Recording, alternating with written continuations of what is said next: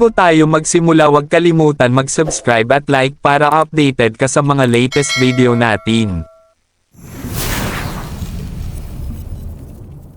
Gilas Pilipinas natalo sa kamay ng Angola kagabi sa score na 80-70.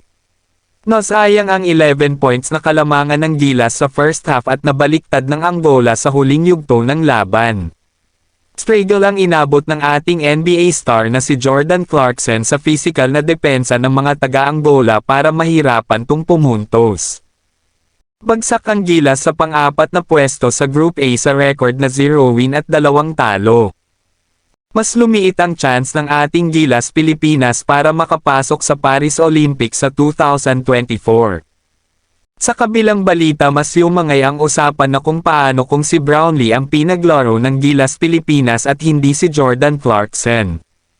Kung papansinin natin na ang halos lahat ng plays ng Gilas ay para kay Jordan Clarkson at makikita natin na puro ISO plays ang mga ito, kaya matapos ang ating video huwag kalimutang mag-subscribe para updated ka sa mga susunod pa nating video.